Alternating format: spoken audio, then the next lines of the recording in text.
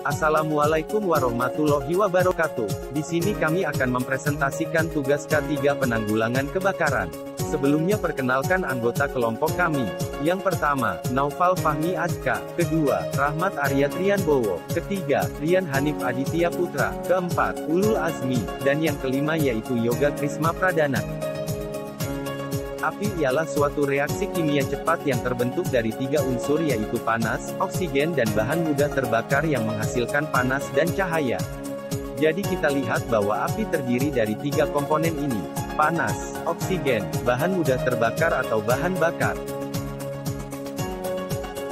Kebakaran adalah sebuah fenomena yang terjadi ketika suatu bahan mencapai temperatur kritis dan bereaksi secara kimia dengan oksigen yang menghasilkan panas, nyala api, cahaya, asap, uap air, karbon monoksida, karbon dioksida, atau produk dan efek lain. Kebakaran merupakan api yang tidak terkendali dan tidak diinginkan oleh manusia. Kebakaran termasuk keadaan darurat yang dapat menimbulkan berbagai macam kerugian mulai dari manusia, harta benda, maupun produktivitas, dan kerugian sosial. Menurut Permen PU Nomor 26 PRTM 2008 Pasal 1, bahaya kebakaran adalah bahaya yang diakibatkan oleh adanya ancaman potensial dan derajat terkena pancaran api sejak dari awal terjadi kebakaran hingga penjalaran api, asap, dan gas yang ditimbulkan. Menurut Permen Tenaga Kerja Nomor 04 Men 1980 Pasal 2, kebakaran diklasifikasikan menjadi 4 jenis, yaitu kebakaran golongan A. Kebakaran bahan padat kecuali logam yang kebanyakan tidak dapat terbakar dengan sendirinya. Sifat utama dari kebakaran benda padat adalah bahan bakarnya tidak mengalir dan sanggup menyimpan panas baik sekali.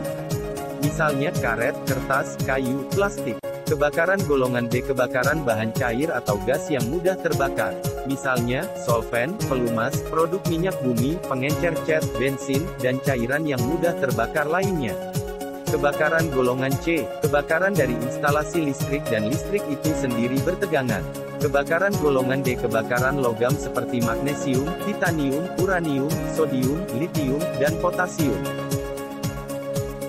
Tahap-tahap kebakaran. Yang pertama, tahap penyalaan. Tahap ini ditandai dengan munculnya api dalam ruangan.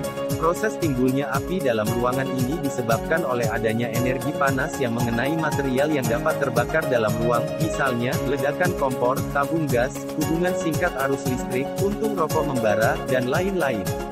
Kedua adalah tahap pertumbuhan. Setelah tahap penyalaan, api mulai berkembang sebagai fungsi dari bahan bakar, dengan sedikit atau tanpa pengaruh dari ruangan. Udara yang ada di dalam ruangan masih cukup untuk mensuplai pembakaran. Jika material yang terbakar masih cukup banyak dan pertumbuhan api berlangsung terus, sehingga menyebabkan temperatur ruangan naik. Keadaan demikian ini disebut api dikendalikan bahan bakar. Pada tahap ini api masih teralokasi dan temperatur ruangan masih relatif rendah, di bawah 300 derajat C. Tahap pertumbuhan ini merupakan tahap yang paling baik untuk evakuasi penghuni dan sensor-sensor pencegah kebakaran harus sudah bekerja. Asap dan gas-gas beracun masih sedikit, sehingga ruangan masih cukup aman bagi tindakan evakuasi. Upaya pengendalian kebakaran sebaiknya dilakukan pada tahap ini, oleh karena selepas flashover api susah dikendalikan. Ketiga, tahap flashover. Flashover secara umum didefinisikan sebagai masa transisi antara tahap pertumbuhan dengan tahap pembakaran penuh. Proses berlangsungnya sendiri sangat cepat, berkisar 300-600 derajat C. Munculnya flashover disebabkan oleh adanya ketidakstabilan panas di dalam ruangan. Keempat, tahap pembakaran penuh. Pada tahap ini kalor yang dilepaskan, heat release, adalah yang paling besar, karena kebakaran terjadi di seluruh ruangan. Seluruh material dalam ruang terbakar, sehingga temperatur dalam ruang menjadi sangat tinggi, mencapai 1200 derajat C. Pada tahap ini perkembangan api sangat dipengaruhi oleh dimensi dan bentuk ruangan, terutama lebar bukaan, karena udara dalam ruang. Metode pemadaman kebakaran. Pendinginan. Suatu kebakaran dapat dipadamkan dengan mendinginkan permukaan dan bahan terbakar dengan menggunakan bahan semprotan air sampai mencapai suhu di bawah titiknya. Pendinginan permukaan dan minyak yang terbakar akan menghentikan proses terbentuknya uap. Bila penguapan dapat dihentikan, kebakaran akan berakhir.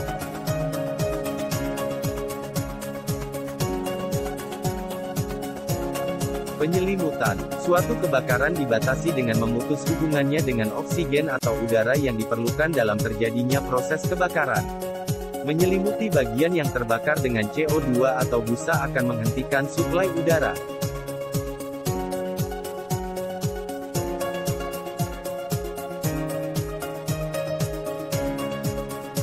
Pemisahan bahan yang terbakar. Suatu kebakaran dari bahan yang terbakar dapat dipisahkan dengan jalan menutup aliran yang menuju ke tempat kebakaran atau menghentikan suplai bahan bakar yang dapat terbakar.